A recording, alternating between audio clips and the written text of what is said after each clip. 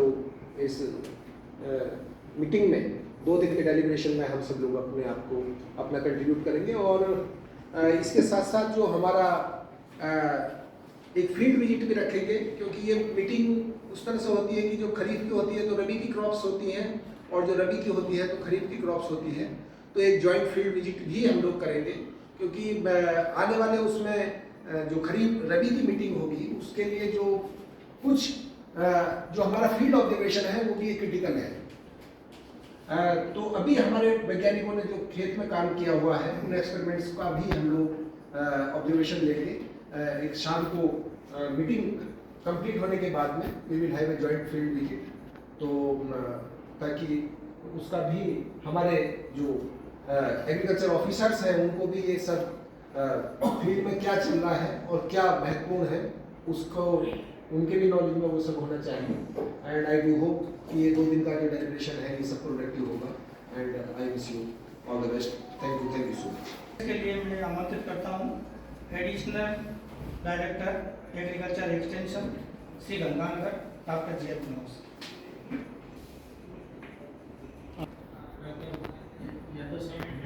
Doctor Besra ji KVK से और यहाँ से बता रहे हुए वैज्ञानिक और प्रेस साथी, जैसा कि डॉक्टर साहब ने बताया कि इस जोन के लिए ये जोन बहुत पोटेंशियल, जमीन अच्छी है यहाँ की, पानी की व्यवस्था बहुत अच्छी है यहाँ पे। तो जो मेजर क्रॉप है खरीफ की, आपने बताया डॉक्टर साहब ने कि मेजर क्रॉप कॉटन है, कपास है, उसके बाद मूंग भी है, बाजरा है और आपके पेड़ी है, जो भी मोट बीन है। तो ये इन फसलों का आप किस प्रकार से उत्पादन अच्छा ले सकते हैं, और वर्तमान में जो एग्जिस्टिंग पैकेज ऑफ प्रैक्टिस है तो इसमें अपन किस तरह से सुधार कर सकते हैं ताकि उनका जो है अपन पोटेंशियल यील्ड ले सके किसी भी वैरायटी की, या पोटेंशियल यील्ड की। जैसे डॉक्टर साहब ने अभी 2-4 कुछ वैरायटी की गेहूँ की ट्रायल पोटेंशियल यील्ड के लिए ट्रायल करती है। तो हमारे वैज्ञानिक लगातार अनवरत मेहनत कर रहे हैं, और इसको जो है किस तरह से अपन धरातल में ला सकते हैं, फील्ड में क्या प्रॉब्लम आ रही है इसका हम लोग देंगे, और आपस में मंथन करके इस तरह से काम करें और एक बिल्कुल सुधरी हुई सोच के साथ में जो है टेक्नोलॉजी को प्रमोट करें अपन, ताकि किसान उसको अपनावे और उसका लाभ ले सके और उसको पोटेंशियल यील्ड या अधिकतम जो है उत्पादन अपन करवा सके, और उसका जो है बेनिफिट को रेशियो कास्ता की माली रख सके, और यही इसका उद्देश्य है। तो अपने जो है सभी साथियों का इसमें मैं उन्हें स्वागत करता हूँ, और हम सब मिलकर के एक ऐसा वो डॉक्यूमेंट तैयार करें जिसको हमारे किसान फॉलो करें, और जो उसमें आउटडेटेड टेक्नोलॉजी हो गई है तो आप लोग सभी का सुझाव आमंत्रित है कि जो एग्जिस्टिंग पैकेज के अंदर है उसको जो हटाने की आवश्यकता है उसको बैठाने की आवश्यकता हटाएंगे उसको, आप सभी की सलाह सुनेगा, और नया जो कोई टेक्नोलॉजी जोड़नी है तो नया भी जोड़ने का काम करेंगे। और मुझे आशा है कि आप लोग सब सक्रिय रूप से भाग लेंगे और इसमें बहुत अपना अमूल्य योगदान देंगे। और धन्यवाद और पुनः स्वागत। बहुत बहुत धन्यवाद डॉक्टर कुमार सर। मैं हाउस को बताना चाहता हूँ कि खरीफ 2024 की प्रोसीड की जल्द मीटिंग दिनांक 13 और 14 मार्च 2024 को इसी सभागार में आयोजित की गई थी। जिस सभागार जिसमें है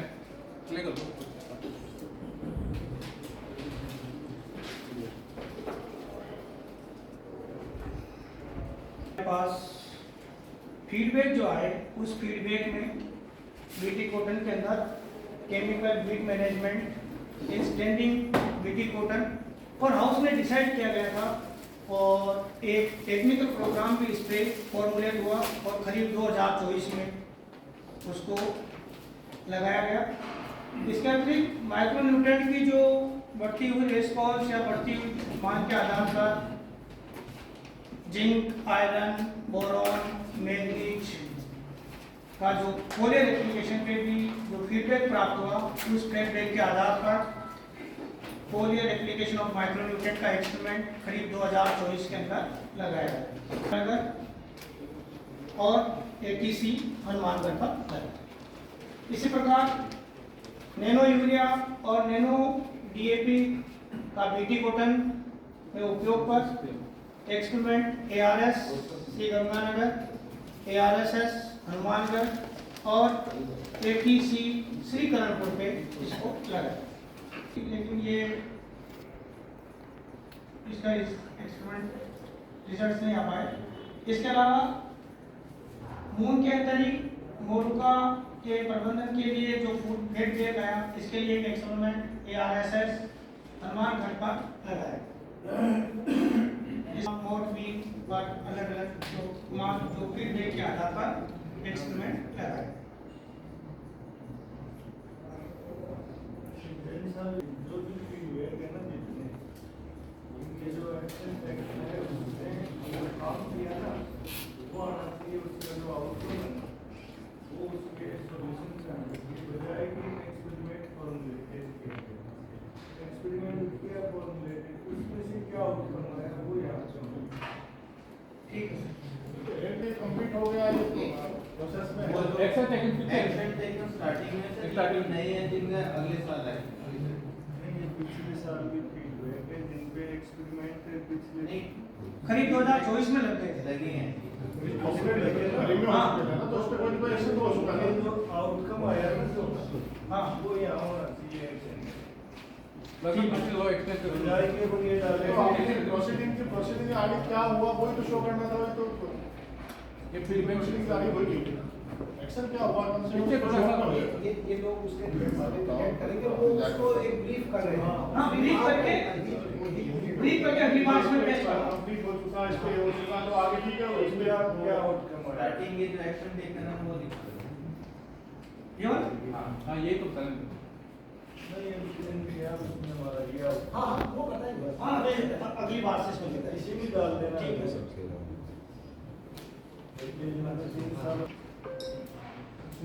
कुछ एक्सपेरिमेंट कंटिन्यू किए गए, उसमें क्लस्टर बीन की जो स्क्रीनिंग ऑफ वेराइटीज हैं, जिस पे एक्सपेरिमेंट 2023 में भी लगा है, 2024 में भी, दोनों ATC पे और ARS श्रीगंगानगर पे लगा हुआ, ताकि जो नई वेराइटी है इसके पुरानी वैरायटी को रिप्लेस किया जा सके नहीं करें।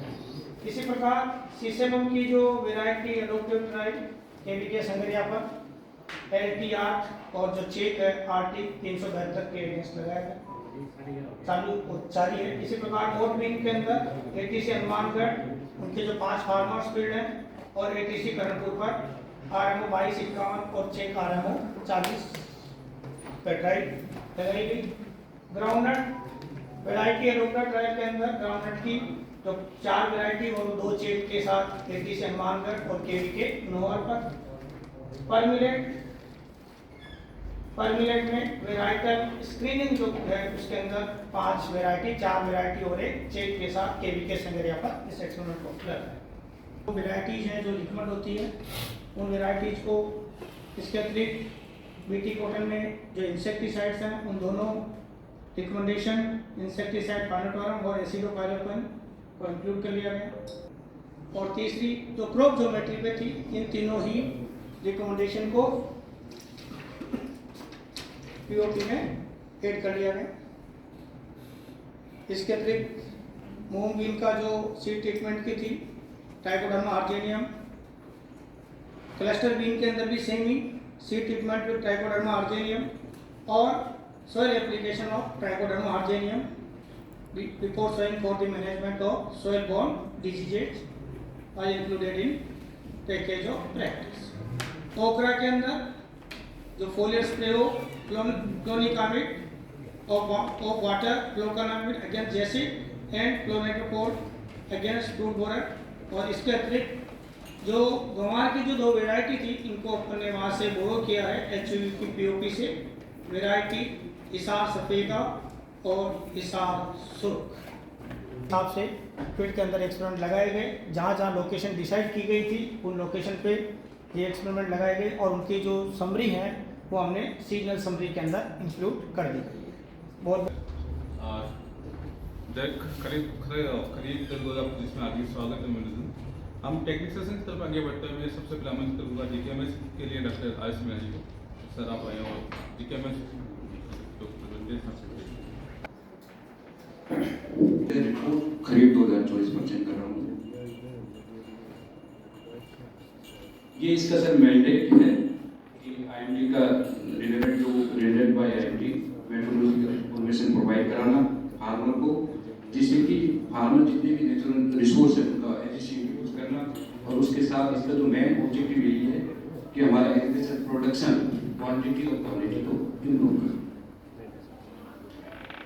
ग्रामीण कृषि मौसम सेवा के 3 ऑब्जेक्टिव है सर, जिसमें फर्स्ट वन ये है कि जो लोकेशन स्पेसिफिक वेदर फोरकास्टिंग करना, जिससे कि डिफरेंट क्लाइमेटिक कंडीशनों को कंपेटिटिव के आधार पर। सेकंड है कि जो भी हम इम्प्लीमेंट कर रहे हैं वो फार्मर को रियल टाइम पे पहुंचना, जिससे कि फार्मर उसका सही से सदुपयोग कर सके।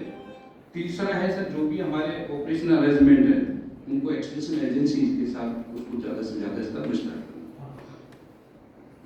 सर इस प्रोजेक्ट के तहत सर हमारा ये जोन आता है लिमिटेड नॉर्थ वेस्ट, इसमें 2 डिस्ट्रिक्ट हम कवर करते हैं, गंगानगर और हनुमानगढ़। इसके गंगानगर और हनुमानगढ़ के जितने भी ब्लॉक्स इसमें कवर करते हैं। वेदर डाटा खरीद 2024 सर, खरीफ में हमारे जो अप्रैल 2024 से सितंबर 2024 तक के हम डाटा इसमें कवर करते हैं। इसमें टोटल हमारे 26 स्टैंडर्ड वीक इसमें इस दौरान हम इसमें कवर करते हैं। यदि हम स्टैंडर्ड वीक वाइज बात करें तो मैक्सिमम टेम्परेचर की सीजन की बात करें यदि वीक बेसिस पे, तो आप देखोगे कि जो स्टैंडर्ड वीक 22 नंबर है उसमें सबसे ज़्यादा हमारा टेम्परेचर ऑब्जर्व किया गया है 46.04 डिग्री सेल्सियस। यदि हम मिनिमम टेम्परेचर की बात करें तो 15 स्टैंडर्ड जो वीक है उसमें 18.41 डिग्री सेल्सियस हमारा टेम्परेचर जो मिनिमम रहा इस पीरियड में। टेस्ट हमारी जो ऑब्जर्व की गई वो 27 स्टैंडर्ड वीक में ऑब्जर्व की गई। यदि हम इस दौरान देखें कि पेनिंग ऑपरेशन वो सबसे ज़्यादा हमारा 24 स्टैंडर्ड वीक में रहा, वो रहा हमारा 7.66 mm पर डे। ऐसे ही यदि हम सनसाइन ओवर की बात करें तो सनसाइन ओवर भी हमारा आवर्स पर डे 7.70, वो हमारा 19 स्टैंडर्ड वीक में ऑब्जर्व किया। 82.86 36 में ये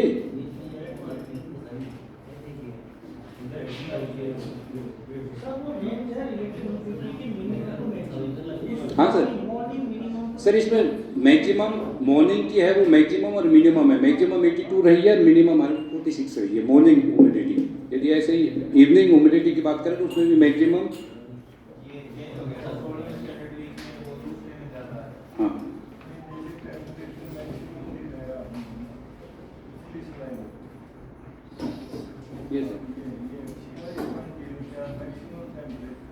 ये सर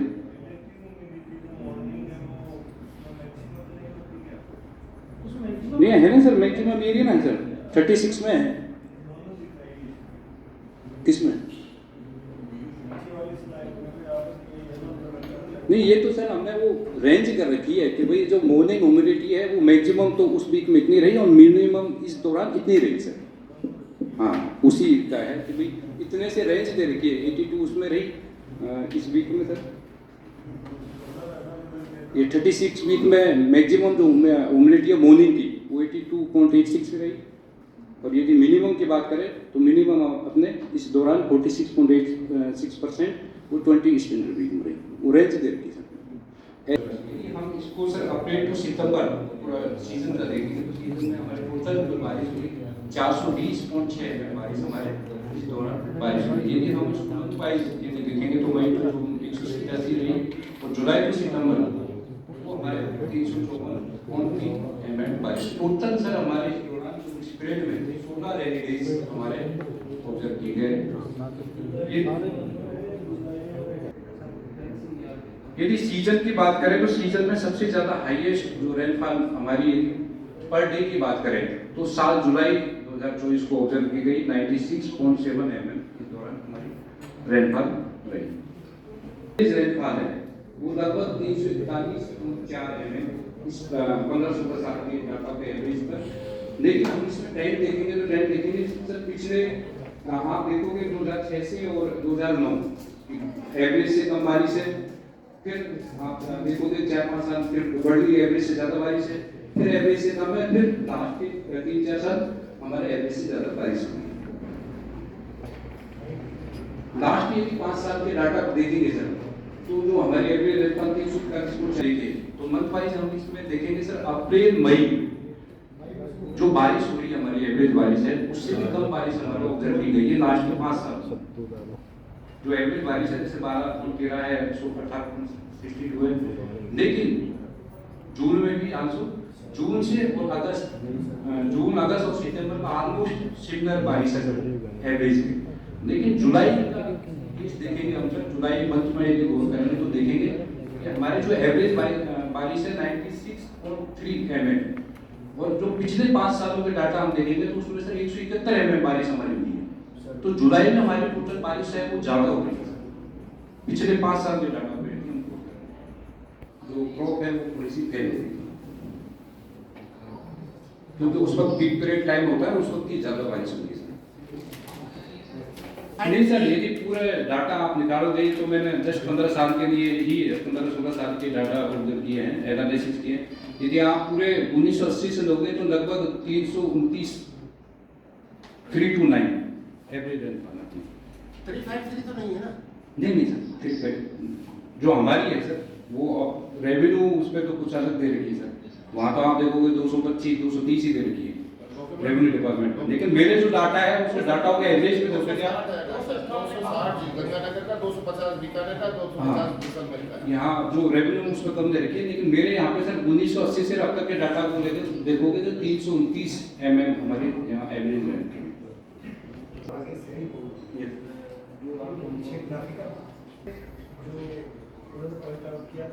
जो हमारा जो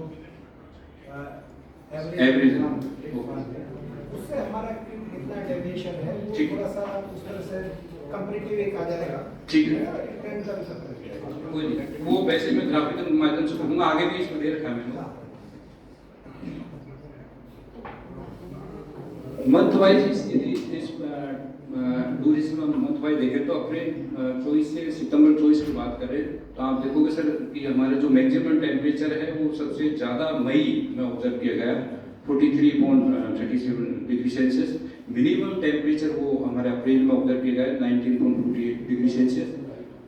यदि हम रेनफॉल की बात करें तो रेनफॉल सबसे ज़्यादा अगस्त में हमारा 140.10 mm रेनफॉल हमारा ऑब्जर्व की गई। पहले ऑपरेशन और सनशाइन ओवर्स हमारे मई में ऑब्जर्व किया गया सबसे ज़्यादा।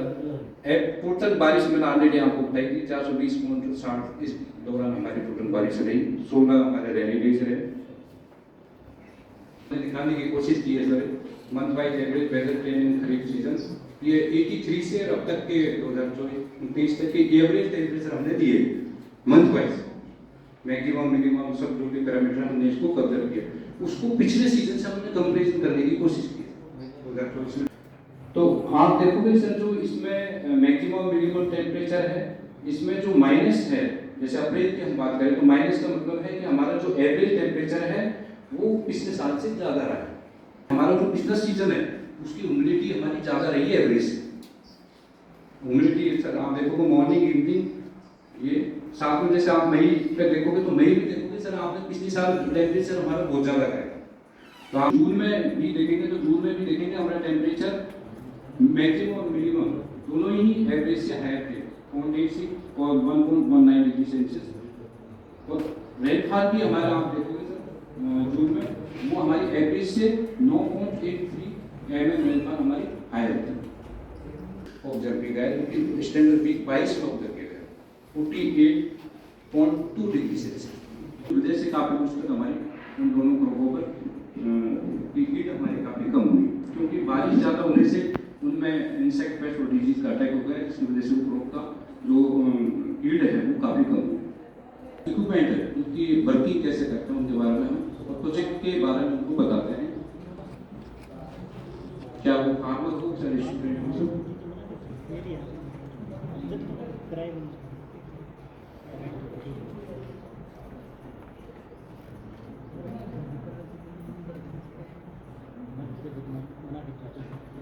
सर इसके साथ साथ हम ट्वाइसली वीक सोइल ऑब्जर्वेशन भी हम डाटा जो है ऑब्जर्वेशन देते हैं, उसमें बैरन सोइल और कल्टिवेटेड सोइल दोनों की ऑब्जर्वेशन हम लेके IMD को भेजते हैं।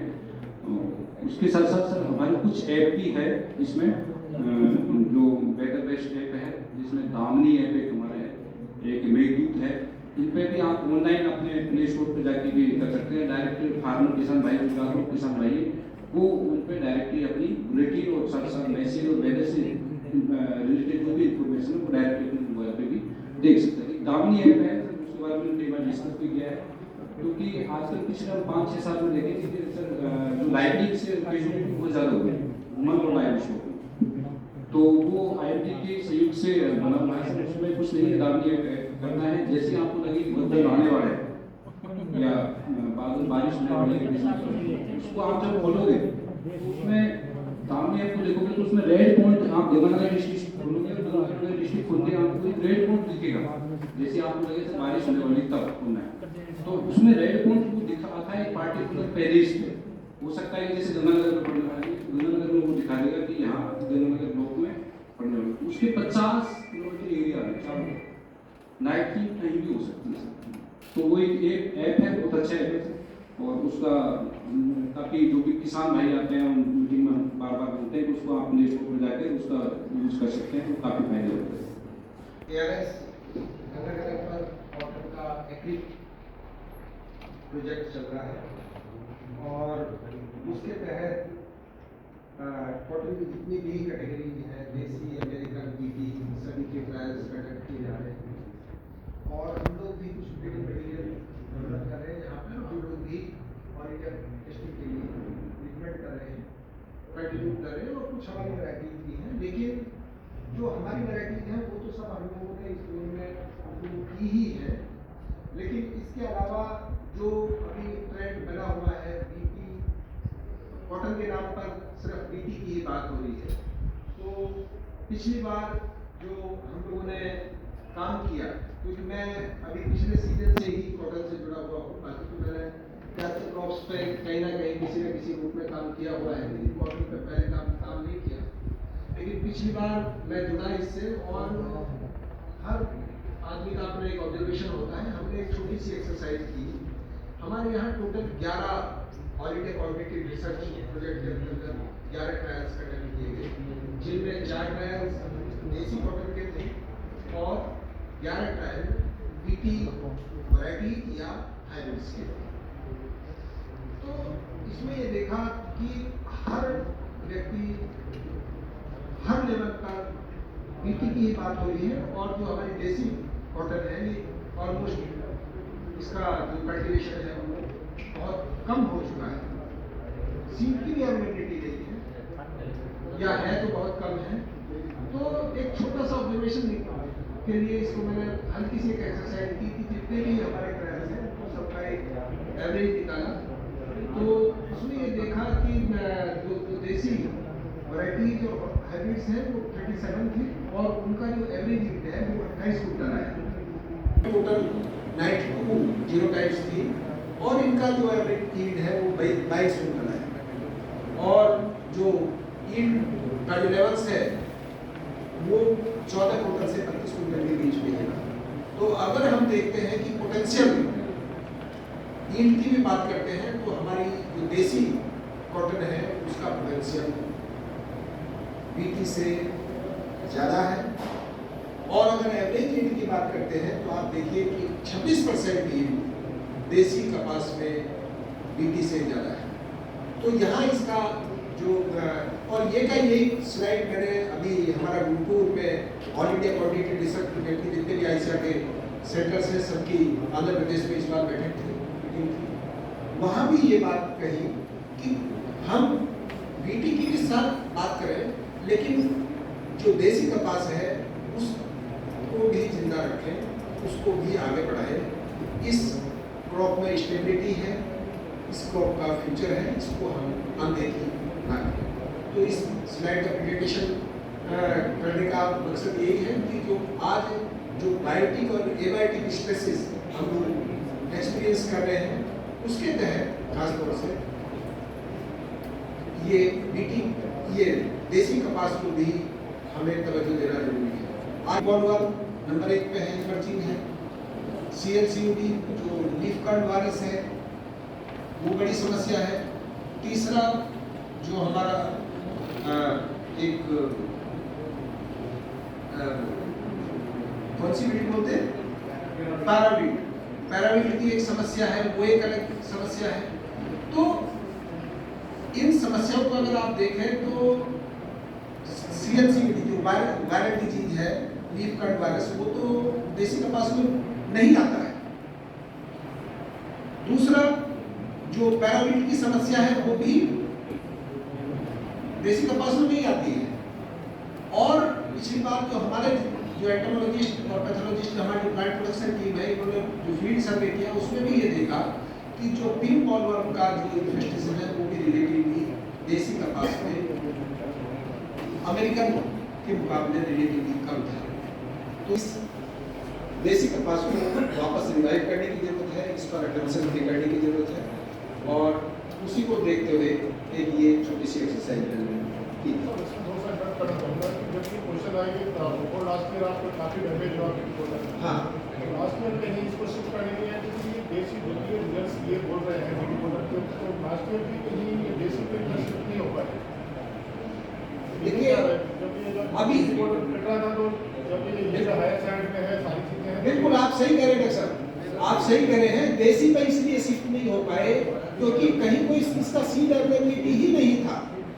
आज आप देखिए सीड RSSC से कोई है या NSC से, आप तो डॉक्टर साहब हेडक्वार्टर पे विराजमान है, आप इसको जाकर रिव्यू भी कीजिए कि जो हमारा RSSC है पूरे स्टेट में उन लोगों ने देसी कपास का कितना सीड प्रोडक्शन प्रोग्राम उनका है, उनके पास सीड कॉटन का तो है ही नहीं है। एक्चुअली इस स्लाइड के जरिए हम लोग यही कहना चाह रहे हैं कि इसका सीड प्रोडक्शन, क्योंकि ये सीड क्रॉप चलेगी कैसे जब सीड की अवेलेबिलिटी होगी। तो हमें जो पब्लिक सेक्टर ऑर्गेनाइजेशन है, मैं सीड कॉर्पोरेशन में रहा हूँ 4 साल, जो हमने सीड प्रोडक्शन प्रोग्राम लिया ना वो सेल हुआ ही नहीं, तो लास्ट में बिल्कुल कंप्लीटली इसको बंद ही करना पड़ा। अब मैं आपको बता दूं, मैं कल ही हरियाणा एग्रीकल्चर यूनिवर्सिटी में एक तीनों स्टेट का जो नॉर्थ जोन है उसका एक कोऑर्डिनेशन कमेटी बनी हुई है, हरियाणा, पंजाब और राजस्थान। तो राजस्थान के रिप्रेजेंटेटिव के रूप में मैं वहाँ गया, वहाँ के वाइस चांसलर साहब ने वो मीटिंग की, PAE के लोग भी आए और हम भी थे। HAU में भी ये सिचुएशन है। कल VC साहब भी यही कह रहे थे कि साहब हमने जो सीड प्रोडक्शन प्रोग्राम लिया देसी कपास का, वो हमारा जर्मिनेशन में फेल हो गया, 10% जर्मिनेशन ऐसे हुआ। बस आप ही देखिए, that was the highest level of meeting की, तीनों स्टेट्स के सभी रिप्रेजेंटेटिव थे, फेल हो गया। तो पिछली बार जो हम आए तो मैंने आकर यहाँ इनको कहा कि भाई सीड प्रोडक्शन को कुछ अटेंशन आप लोग दीजिए, और पिछली बार हमारा हुआ है।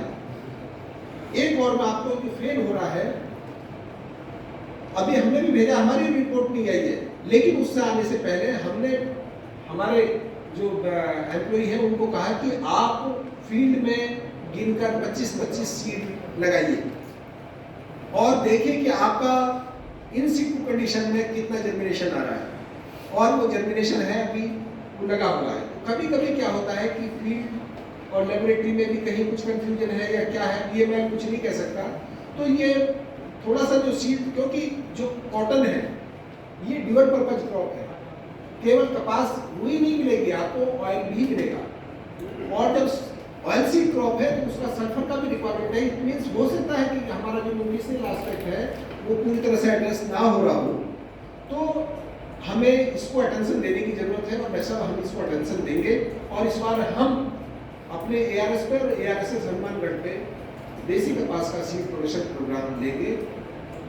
अभी भी हमारे पास में करीब 3.5 कुंटल सीड है, कुछ हम डेमोस्ट्रेशन दे रहे हैं किसानों को, और बाकी जो बीज होगा वो हम दूसरे रूप में देंगे। इसमें क्या 2014 से 18 तक मैं RSS में रहा हूँ, उसको मैंने डील भी किया है। जो भी सीड प्रोडक्शन प्रोग्राम यहाँ पे गंगानगर रामनगर में लिया तो सेल नहीं हुआ, उसको ऑप्शन नहीं करना पड़ा, तो लास्ट में इसको ड्रॉप भी कर दिया।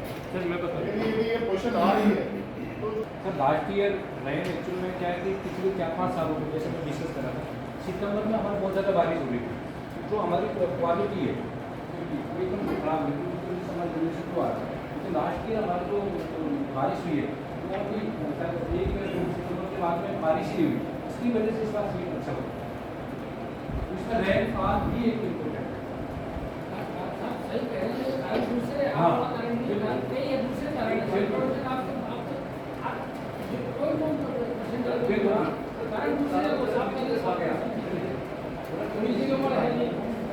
तो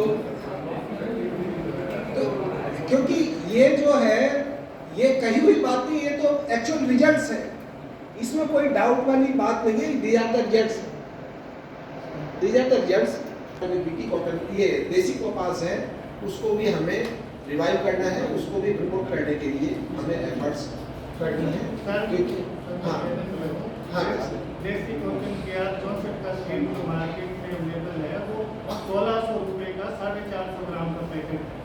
अब वो इतना महंगा बीज कैसे फार्मर्स को हम सजेस्ट करेंगे आप यहाँ 64 लगाइए, क्योंकि बीटी के बीज जो आ रहे हैं तो 850 के एक 450 ग्राम का पैकेट है, और जो यहाँ 64 है वो 450 ग्राम का 1600 रुपये का। पिछले 2 साल से सर इससे महंगे बिके देसी किलो की सीड है। रिकमेंडेशन है, 1 किलो की रिकमेंडेशन है। बिल्कुल डॉक्टर साहब, आपने जो कहा है ये बिल्कुल सही बात है, और ये बात इसको एंडोर्स करती है, क्योंकि देसी किसान को पता है कि देसी कपास फेल नहीं होने वाली, और इसीलिए वो इतना महंगा बीज बेचने खरीदने के लिए तैयार है और खरीद रहा है।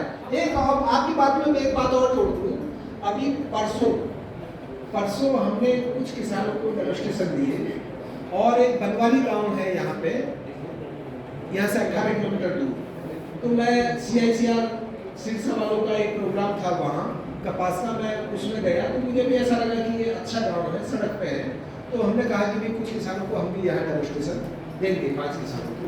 तो वहाँ पे जो एक किसानों में ऐसा लगा मुझे, जिन्होंने थोड़ा उस पर्सनल लेवल पे बात की कि भी ये समझदार किसान है, तो मैंने उनको फ़ोन करके बुलाया, तो 2 लोग आए, उनमें एक राम सिंह जी है, एक सरदार जी हैं, तो वो जब लेने के लिए आए तो उन्होंने कहा कि जो आपने कहा कि उन्होंने 1580 रुपये उन्होंने लिए, 1580 लिए KR 64 के, और जिस दिन वो आए उस दिन उनको बोए हुए 7 दिन हो गए, उन्होंने बो दिया, और बोने के बाद में उसमें जर्मिनेशन डॉक्टर साहब नहीं आया है। उस 1600 रुपए वाले बीज में जर्मिनेशन भी नहीं आया है। ये उनका मैसेज था। ये हाइब्रिड है डॉक्टर साहब, ये प्राइवेट का है, शक्तिवर्धक की है सर। शक्तिवर्धक, हाँ ये नोटिफाइड है वैसे, लेकिन ये उनका ये प्राइवेट कंपनी है एक हरियाणा की। नहीं सर, वो देशी हाइब्रिड है सर, शक्तिवर्धक प्राइवेट की है। उनका हाइब्रिड है, अच्छा है, और लेकिन जो उसी की ये बात है 500 ये KR 64 की, तो उसमें जर्मिनेशन आया ही नहीं है उनके साथ। परसों की बात है, 7 दिन उनको हो गए बुआई किए हुए, तो ये किसान के साथ इस तरह की बातें हो रही हैं। और जो आपने बात की कि 1600 रुपये किलो का भाव मतलब वो खरीद रहा है, तो एक्चुअली किसान को ये मैसेज है कि मुझे ये मेरे लिए फायदे की चीज़ है देसी, इसीलिए वो उस तरफ डाइवर्ट हो रहा है। जी पायनियर का एक तरफा था। हाँ अपने RS सीरीज की जो RSS में या हिसाब से जो आया वो हाँ। जैसे जैसे अवेलेबल हुआ और वो पॉपुलर हुआ तो किसानों ने उसको अडॉप्ट किया है अच्छे तरीके से। इसी तरीके से अगर इस अपना जो सीड प्रोडक्शन बेसिक कॉटन का अगर प्रोग्राम है उसका अगर अच्छी रेगुलेशन होगा, KR सीरीज का नहीं है तो उल्टा ज़्यादा मोर चांसेस है कि वो फार्मर ज़्यादा डॉक्टर साहब एडॉप्ट करेंगे किसान। और ये जो हम लोग क्योंकि सब रिसर्च में है या एक्सटेंशन में है, हम सब लोग एक ही बात है, तो किसान को लगता है हम लोगों का सरकारी तंत्र के हिसाब से हम भी कुछ लिमिटेशंस हैं, हम लोग वो सब बातें नहीं कर सकते हैं जो प्राइवेट वाले कर सकते हैं, तो वो अपनी एक लिमिटेशंस है। लेकिन जो ऑल इंडिया लेवल पर मल्टी लोकेशन टेस्टिंग के द्वारा ओवर द ईयर्स टेस्टिंग से जो मटेरियल निकल कर आया है उसमें स्टेबिलिटी है, ड्यूरेबिलिटी है, परफॉर्मेंस है, वो तभी आया है। अब आप ये देखिए कि पिछली बार का ही है जो हमारी all India quality research project की जो ICR की टीम आई, तो पिक्चर्स भी अपने आप में बहुत कुछ बताती है। आप जो BT के ट्रायल्स हैं और जो देसी के ट्रायल्स हैं उनमें ग्रोथ भी अपने आप में बता रही है कि कहाँ कपास ये हमारा जो कॉटन का जो प्रोडक्शन है वो कहाँ कैसा होना चाहिए। जो जहाँ तक वैराइटल सिलेक्शन का बात है, क्योंकि अलग अलग ट्रायल्स में अलग अलग कैटेगरी के ये ट्रायल्स लगे हुए हैं। तो जो देसी कपास का जो ट्रायल लगा हुआ था उसमें जो जोनल चेक है FKD 124, ये फरीदकोट का है, PAU लुधियाना का रिसर्च सेंटर है।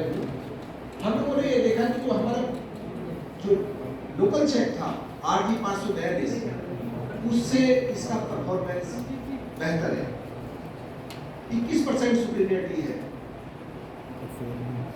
जो FKD 124 है। तो इस वैरायटी को भी हम, और ये जोनल चेक है तो जो मल्टी लोकेशन पर है स्टेबल वैरायटी होगी, उसी का ही एक्चुअली जोनल चेक में लिया जाएगा। और ये 3 साल का डाटा है, 3 साल के बेसिस पे आप देखेंगे तो 21% की हमारे RG 542 से भी उसकी ज़्यादा है। तो हम ये रिकमेंड करते हैं कि इसको भी हम अपने पैकेज में लें। जो जोनल चेक है इनका नेशनल लेवल पर, उसका जो सुपीरियरिटी है करीब 32% है हमारी वैरायटी को। तो इस वैरायटी को भी हम एडोर्स करते हैं अपनी पैकेज में। इसके अलावा जो ये तीनों स्टेट है नॉर्थ जोन के, पंजाब, हरियाणा और राजस्थान, वहाँ पर एक गवर्नमेंट ने आपस में तालमेल से एक कॉमन ट्रायल बनाया हुआ है जो 6 लोकेशन पे लगेगा। 2 लोकेशन हरियाणा में है, HAU हिसार और CICR का रीजनल स्टेशन सिरसा में, और 3 लोकेशन PAU की है, बठिंडा, फरीदकोट और अबोहर, और 6ठी लोकेशन हमारी।